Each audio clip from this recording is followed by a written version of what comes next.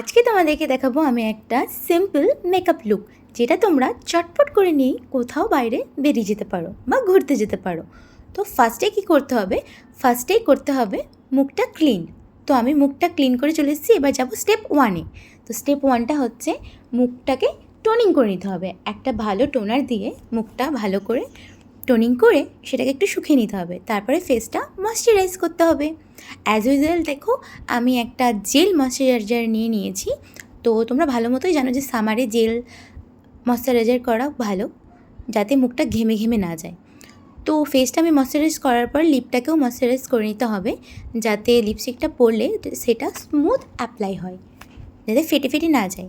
তো এগুলো করার পরে আমি একটু ফেসটা প্রাইমার দিয়ে প্রাইম করে নিচ্ছি। তো ফেসে প্রাইমারটা ভালো করে দিয়ে দিলাম। তারপরে এই যে আমার ফেভারিট সুগারের একটা স্টিক ফাউন্ডেশন দিয়ে দিলাম। তো যতটা প্রয়োজন আমি ততটা দিলাম, যেহেতু আমি একটু হালকা মেকআপ করবো তো একটু কমই দিয়েছি। মেকআপ বেসটাকে ভালো করে ব্লেন্ড করে নিতে হবে। তো ফেসটা ভালো করে ব্লেন্ড করার পর রেজাল্টটা দেখতে পাবে। সুন্দর করে আমি এখানে ব্লেন্ড করে নিচ্ছি।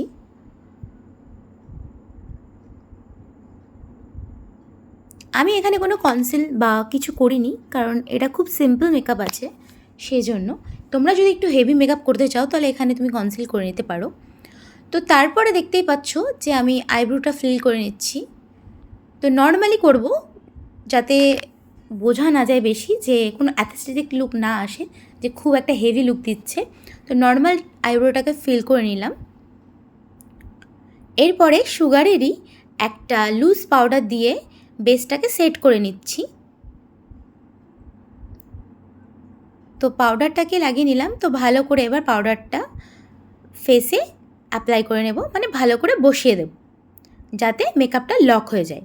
তো দেখতে পাচ্ছ পিছনে এসে ঘোরাঘুরি করছে, কিছু বলার নেই আর কি, ভিডিওতে উঠে গেছে।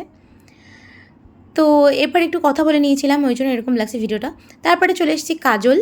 এই যে ওয়াটারপ্রুফ একটা কাজল দিয়ে নিচ্ছি।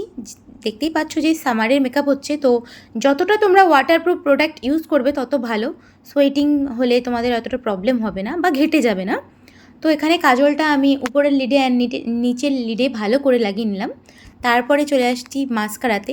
মাস্কারা না দিলে যেন লুকটা ভালোই লাগে না। তো মাস্কারাটাকে ভালোভাবে আইল্যাশের ওপরে অ্যাপ্লাই করে নিচ্ছি। সুন্দরভাবে মাস্কারাটা দিয়ে নিয়েছি। চোখের নিচের পলকগুলো পাতাতেও দিতে হবে, যাতে ভালো লাগে। তো এরপর চলে আসবো ফেভারিট পার্ট, সেটা হচ্ছে লিপস্টিকে। তো এখানে আমি একটা ডার্ক কালারই ইউজ করছি, তোমরা সেখানে নিউড কালার দিয়েও যেতে পারো। তো আমার বেসিক্যালি ভালো লাগছিলো এই কালারটা, তো আমি একটা মেরুন কালার ইউজ করেছি। তোমরা বলো যে কেমন লাগছে।